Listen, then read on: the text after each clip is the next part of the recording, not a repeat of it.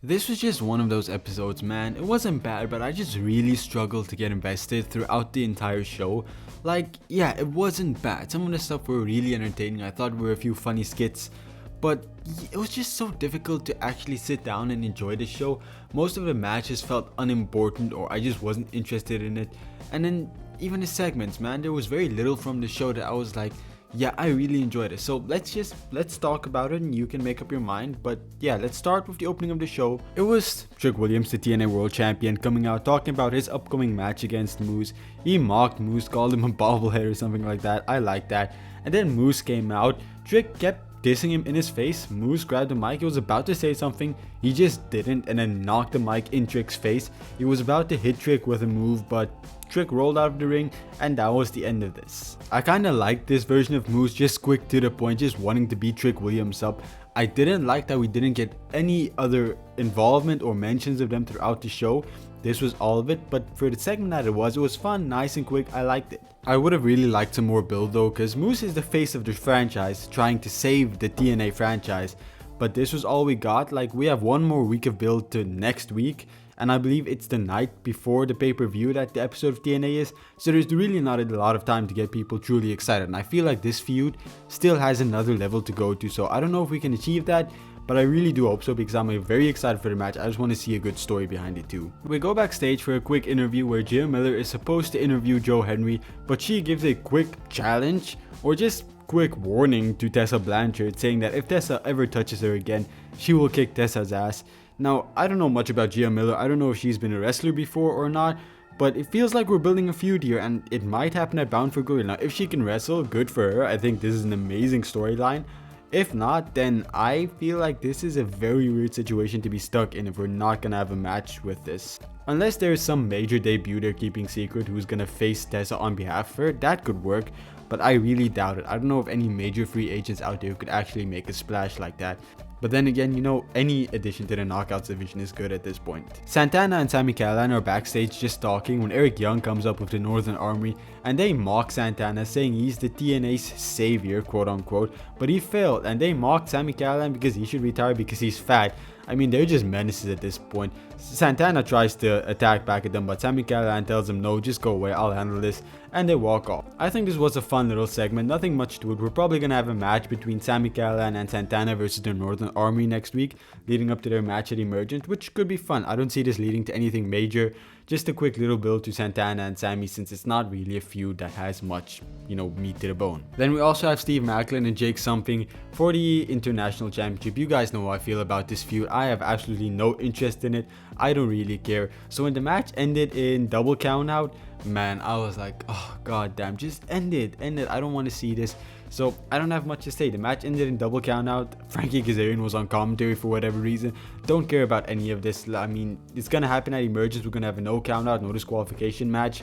I don't give a fuck. I'm gonna talk about it when it happens, but that's gonna be it because I'm not interested in this. We also have a tag team match. Xia Brookside and Lei Ying Lee defeated by Elegance Brand. A successful match. I would like it if Lei Ying Lee and Xia Brookside have more matching gear, because I get they're two singles competitors, but they've been in a tag team and they've been Masha Slamovich's backup for a while now, so at least get them matching gear. But overall, a really solid match. I'm glad they won. I'm going to talk more about what happens further with them later, so keep all this in mind, but they did win this match. And Ash by Elegance is not very happy about this because she has a match against JC Jane for the Knockouts Championship later tonight, and she doesn't want the by Elegance brand to be keeping her down or making her worry about other stuff, so she's very upset at M and Heather by Elegance. Mara Sade has a quick jobber match against a nobody, just picks up a quick victory. I'm fine with this. I mean, I wasn't really invested in the match because, you know, it was just a jobber match. You knew from the start Mara Sade is gonna win, but I'm happy with this. She gets a big victory. Well, not a big victory. She gets her own, you know, little singles victory. I really like her. I think she has a lot of potential. She has a lot of star power. I'm just waiting for her to have a real match to see how she performs. But generally, I think the look, the presentation, everything, she has a bright future in the Knockouts division. Then afterwards, we have a first class Penthouse match, an emergency first class Penthouse match, where Casey Navarro announces that he tore his ACL and that he's going to be out indefinitely. And then AJ Friend's like, yes, sorry dude, but it's next man up, and he introduces the return of Rich Swann, who is here to replace Casey Navarro. Basically, they tell Casey Navarro, you're out. And Casey Navarro finally turns face here. He says, no, I stood up for you, I helped you all along, and you're just gonna kick me out? And Jay Francis is just, yeah, you were always a replacement for Rich Swann, which, you know, fair, he kind of was. Now, complete honesty, I really popped when Rich Swann returned. I didn't expect it. Possibly the best moment of the night for me. It was just fun. It felt like a natural progression and the perfect way to turn Casey Navarro face. Now, I don't know if Casey Navarro is actually towards ACL. I feel like, no, I don't know. I think it would be very cool if it's a swerve similar to what happened with Seth Rollins, and he has a big match, a big victory over AJ Francis or Rich Swann at Bound for Glory. But I don't know if this is a way to write him off. I feel like it's a good way to elevate First Class's heels. But if he's not actually injured, he better have a big match at Bound for Glory. Overall, Casey Navarro being a babyface now, very excited to see where that goes. And Rich Swann being back, that's cool. Hopefully he doesn't mess it up this time. So the Knockouts title match, possibly my least favorite moment of the night, between Ash by Elegance and JC Jane. It starts off pretty nice, but after a while, you know, everybody just interferes. Fatal Influence interferes, the rest of the Elegance brand interferes. Then you have Masha Slamovich interfering with her sidekicks, and you also have the Inspiration interfering. It was just a whole mess. And for like the second time now, was it last week or 2 weeks ago, where Masha Slamovich had a Knockouts title match and it also ended in a massive brawl.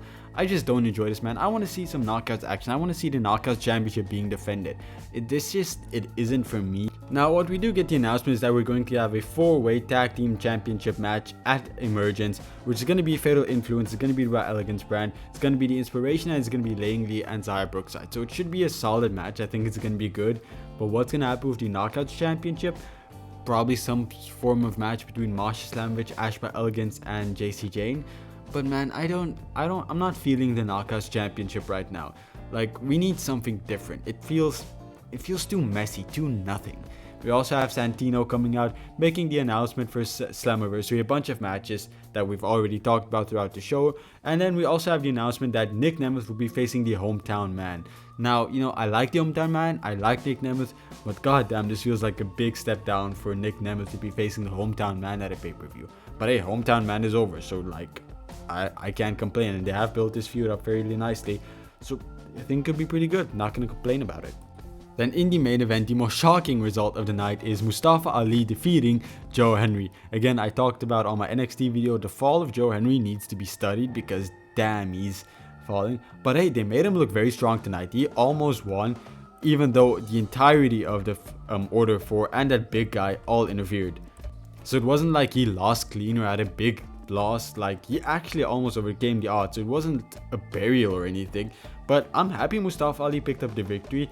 Again, I'm still kind of hoping that at Bound for Glory, Mustafa Ali is the one to take the TNA World Championship off of Trick Williams. Love Santana. I think Santana is cool. Think it should have happened. I think that moment is past. I think it's time for Mustafa Ali to take that championship. And you know what? Then you can have a feud between Mustafa Ali and Santana, where Santana has to chase Mustafa Ali, bring back one of the best feuds of 2025 for the World Championship. So yeah, I hope Mustafa Ali is the one to take that championship. I mean, he just defeated Joe Henry, so I mean, he has to be on the pecking order somewhere. But unfortunately now, if I have to give tonight's show a rating, I'm gonna say it was a 4 out of 10. Again, not a lot on tonight's show that I really enjoyed. The main event was good. I really liked the Rich Swann return. I like Mara Sade. I think she's really cool. I'm happy to see her get some momentum. But that's about all from tonight's show that I can really say I liked. So again, just not a show for me tonight. So that's all I really have to say. If you like my channel, please leave a like and subscribe. We're almost at 600 subscribers. That's a lot. Thank everybody who has been subscribing.